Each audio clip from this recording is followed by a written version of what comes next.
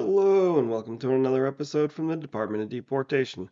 Today, we're going to be taking a look at Lake Worth Beach, Florida Mayor Betty Resch, who has now drafted an anti-ICE and FHP letter, and she was working with a local NGO and using city resources to draft it. Don't forget to like and share this video, follow our channel, and get our merch on Etsy.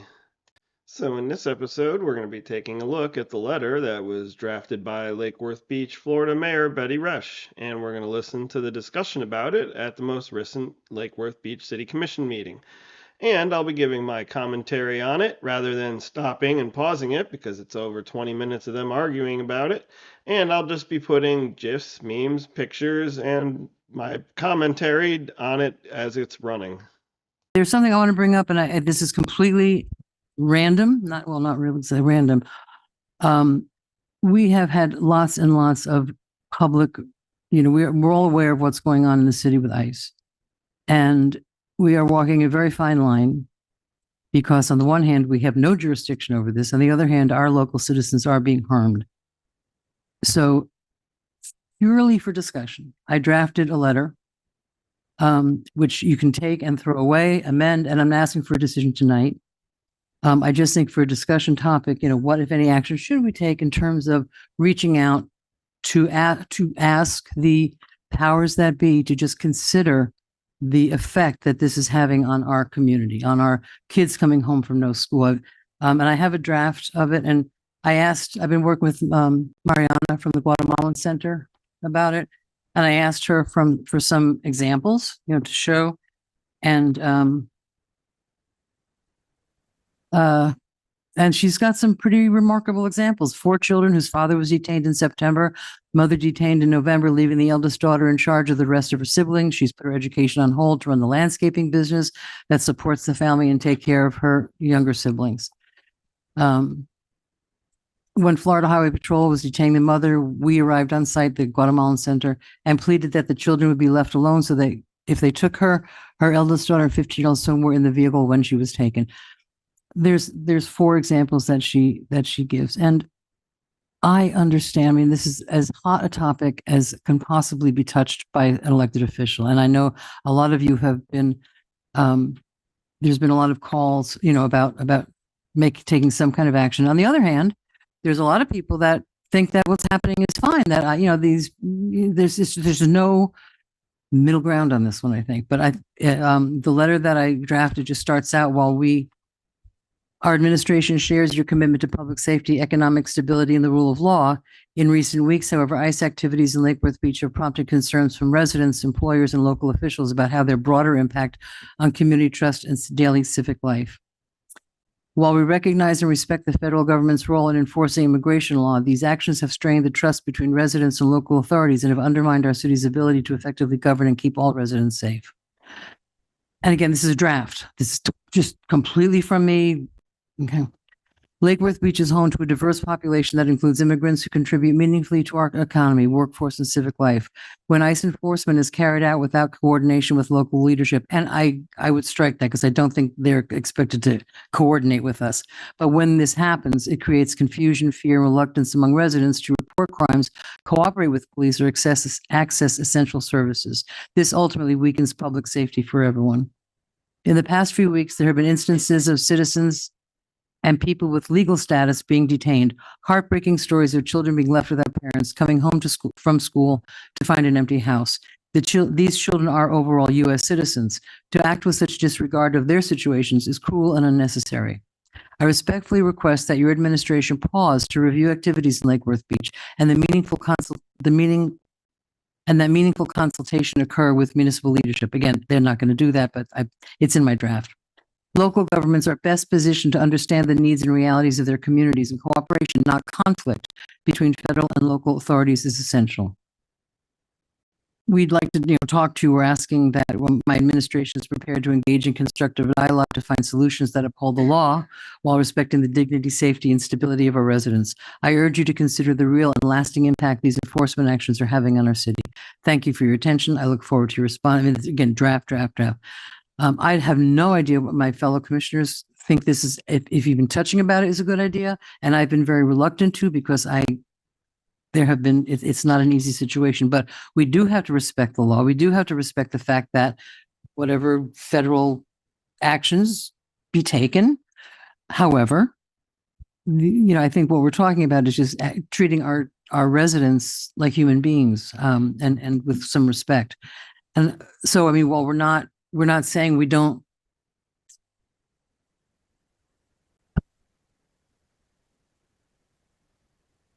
We understand that this job is being done, and we're not disputing the jurisdiction of the federal courts or the state court even to enforce that law. What we're asking, though, is just some acknowledgement of the effect that it's having on mostly our children and our local residents. PBSO has worked very hard, I think, to develop a pretty good relationship with our residents. And PBSO is being glommed in with, and I don't know what relation, what I'm hearing is that it's Highway Patrol and the ICE people that are coming in with the unmarked cars and the masks and the all that, and creating, I've seen, I think a lot of us have seen a video of someone being really badly mistreated. So we respect, as a city, I'm not disputing that we respect the rule of law. We're just asking that the rule of law be considered in the situation. So yell at me, tell me I'm stupid, tell me I shouldn't touch on this, tell me anything. But I felt compelled from a lot of things that I've heard and just a lot of the things that I've seen to just bring it up. And Ms. May, you brought it up at the agenda meeting the other day, which kind of opened my door to thinking about what, if anything, we could do that does not provoke the powers that be, but just ask them for some understanding. So I would like some feedback. Mr. McVoy? I'll defer to others. I know other lights are on. Well, then I'll defer to me. I appreciate, Madam Mayor, you bringing this up. I appreciated Commissioner May bringing it up at the pre-agenda meeting. I think we are all seeing, directly or indirectly, some pretty concerning things. And something that really struck me, Commissioner Segrich and I both went this morning to the press conference held by PBSO on a year-long program in the 9th Street South G&H area that has had traditionally, as long as I've been on the commission, has had a lot of trouble with crime, particularly with drugs and so on. PBSO worked for a year on a program and managed over the last few months to catch 150 odd folks. And they worked for a year because it's not, crime and law enforcement is not just catching the people.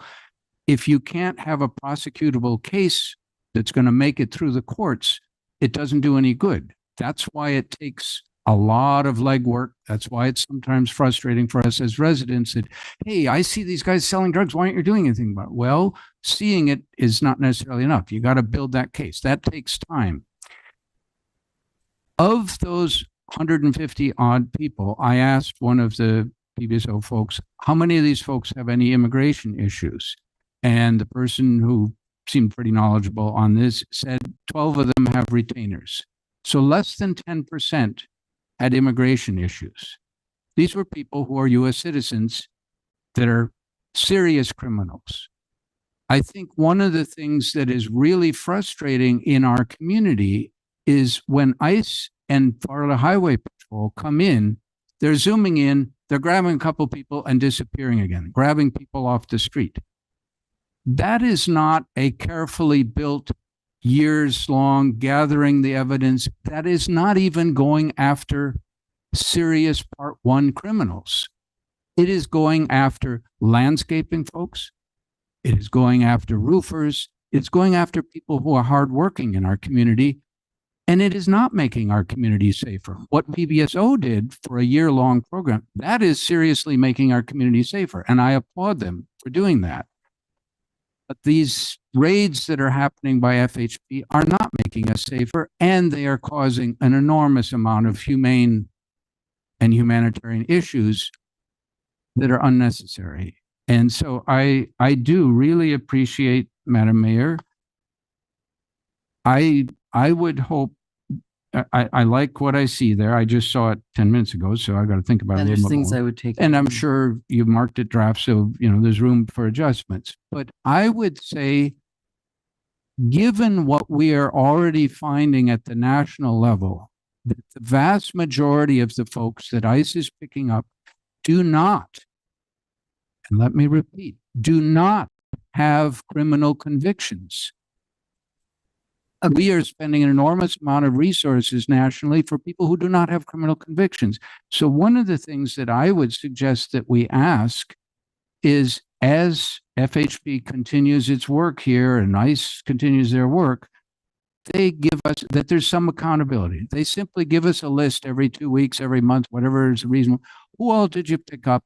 Give us some data on it. What were their convictions? What was what was your argument for it?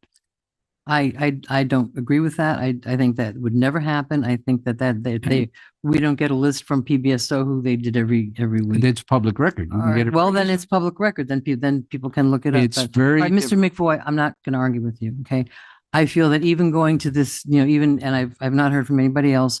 I have no idea, and we don't have to decide tonight. It's just an idea I wanted to put forward, and because I think we need to balance the respect that we do have and should have for our law enforcement with the effect that it's having on the community of Lake Worth. Ms. May. Thank you. Just a couple questions because we got this at 5:49.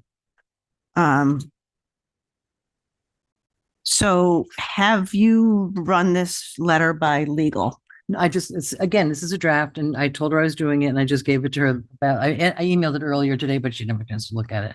But I'm happy I'm happy to talk to legal. I'm happy to do whatever we need to do and change it, but just. Okay. So you have not run it by legal or PBSO yet? No. Okay. And who is the letter to? Well, that's part of the discussion. I mean, that's why I'm bringing it up for discussion. Who would we send this letter to? Would we send it all the way up? So that's a question. That's why there's no heading on it. Okay. So, I mean, I'm not prepared to discuss this because we just got it 10 minutes ago. I do agree that there are some humanitarian issues we might want to consider. I don't know that it's appropriate for us as a commission to speak. I don't know. I don't know without even knowing. I mean, like you wrote a letter to no one. So that my question but my problem with it is, and I don't have a problem. I don't have a problem with the intent. I have a problem with the, where's it going and what's the point? It will have no effect. But I think at some point, again, balancing the respect for the rule of law, right, with I'm asking the letter, just please take a look at what the effect is in our community. Just please take a look. Okay. I mean, that's really all it's. I mean, I don't mind discussing it because I know it's a problem, but we got to think about who's it going to. Has it gone through legal? PBSO is our law enforcement agency. I would like to make sure that they support that because we are basically speaking for them in this letter. Please, folks, please. Well, not really, but yeah. Well, I have no, we can bring it back. I absolutely do whatever we. I think it's a really, really important topic. And I'm not prepared to discuss it tonight, but I don't think that that means that we shouldn't, but I don't like getting things 10 minutes before. No, I totally, that's what I prefaced my entire statement on that because, after your comment on Friday, because I've been, there's been a lot of pressure to do something. And after you mentioned it on Friday, I thought, well, we keep saying we can't do anything. I thought, how could we do something? Okay, just something. So that's where that came from. And it's completely draft. And we can talk about it at another meeting. I can run it through anybody that you want. That should be, this is not to go out. It's just for conversation. Mr. Segrich. Folks, please. So before I comment on the subject, this is part of the agenda additions or deletions. So are you asking? Discussion. Are you asking that to have a discussion. To add this to today's agenda? I would be happy adding it to the next agenda so that we have time, because tonight it's short Okay. notice. So you're asking consensus essentially to add this Correct. to a future agenda? Yeah. Okay. One of the things, we read this letter quickly and then you say it will have no effect. That concerns me. If we're truly trying to help people, I believe that we need to focus our energies on things that will have effect. I received several phone calls from concerned business owners who had employees who they believed to be of full legal status, who were caught up in the sweep. I've done everything within my power and network to figure out and determine what's going on with those individuals. What is their actual status? In some cases, their actual status is different what they've represented to their employers. So they're not in fact legal. In other cases, it's undetermined. And there's many different agencies and organizations involved in this. A simple letter that when we self-admit will have no effect is guaranteed to have no effect. A little facetious when I said that. I'm a little discouraged right now at this point.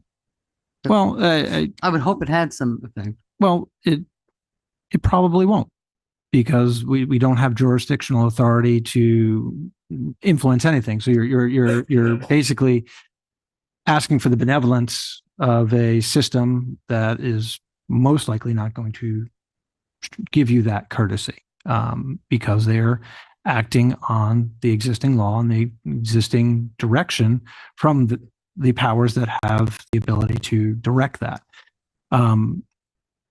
In discussing this, there are also claims being made here.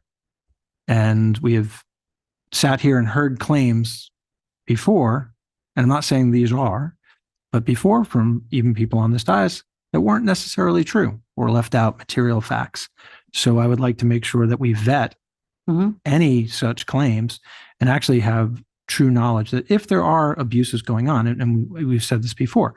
So for example, with the 3rd Street incident, someone claimed to have witnessed police brutality from the dais. They didn't report it. Oh, yeah.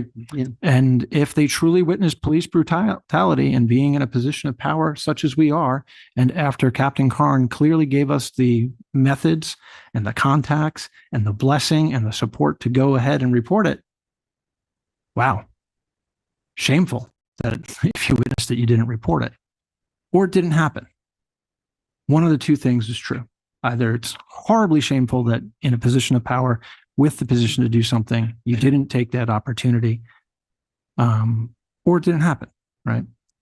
And conflating that incident where, it was somehow made it seem like it was a horrible thing that 36 PBSO cruisers showed up. Well, the call went out. They're obligated under law. And it was a hostage situation of a person barricaded in a home, that there's going to be a large response. And that was largely due to what the individuals chose to do.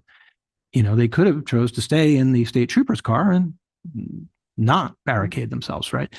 So we have instances, and you referenced the video, and there's instances referenced in here, but I would really be cautious that if we are to do something, if we are to make a statement, if we are to ask agencies to consider things, that we make sure we have our ducks in a row.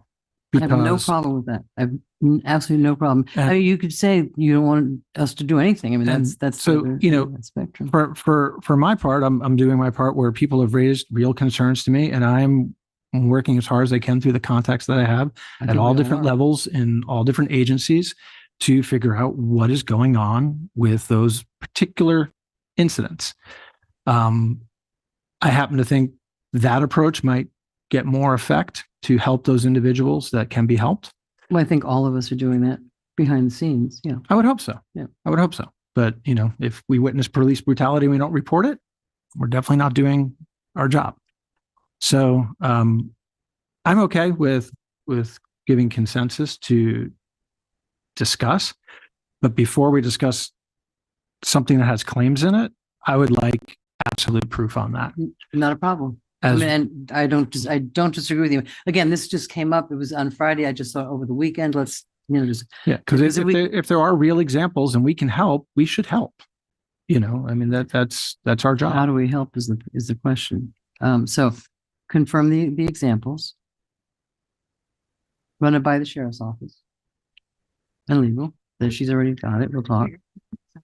Yeah. Well, I mean, and I'm looking for suggestions, like the governor, Secretary of State, the president, Christy Noem. I mean, who do we send this to? Who's appropriate to send it to? And I think it kind of goes up to the top because and again, it's a very fine line. We're not criticizing the fact that it's happening. We're criticizing some of the outcomes. I would also say before we have a discussion on it, that we try to meet with those agencies and ask our questions. Because here, you are accusing agencies of things that are potentially criminal. And in our words up here, people are snatching people off the street. That's accusing them of a crime. And it very well may be, but that is accusing an agency of a crime. We should reach out to them and actually talk to them and get data and verifiable proof. Okay, so I guess before we go ahead and do that. That's fine. What I will do is do that. And I'll share it with legal, who can then share it with anybody that they, as long as we don't talk amongst ourselves. So if we have consensus, it's the consensus to try to do a letter or not to do a letter. So we can, given the parameters, I'll go ahead just to work on it and keep working on it and bring it back maybe at the next meeting and share with the legal in the meantime. Updates. If you can find out the information in that time frame, because I mean it's the Christmas holiday and New Year's holiday. When I get that stuff back, and I think that's reasonable. I'm not that I just and when you brought it up, Mimi, on Friday, it's just like, yeah, I mean if we talk about it, but we just keep talking about it, it seems like okay, so I appreciate it. So we have consensus to do that. And that we're not no more talk. I've been given my direction and I'll be in touch with the captain and with legal and verifying that. All right. Thank you very much. Madam Mayor, I just want to be clear on what the consensus is. For me, I think just to continue investigating confirming factual ideas that have, things that have been said, to run it by legal, to run it by the PBSO. Okay, thank you. Okay. And so as soon as I have the information, I'll be sharing it along with progress along the way. Thank you very much. Again, listen, I mean, I hesitated bringing it up, but I just think at some point, with all respect, we need to address it a little bit. Okay. There you have it. And we see that the mayor is super enthusiastic about it. Commissioner McVoy is very enthusiastic about it. Segrich and Mimi May are definitely skeptical. And Sarah Malega, the vice mayor, who is informing the public and Haitian radio stations about ICE's presence, wasn't actually at the meeting. And if it's for health reasons, we wish her the best.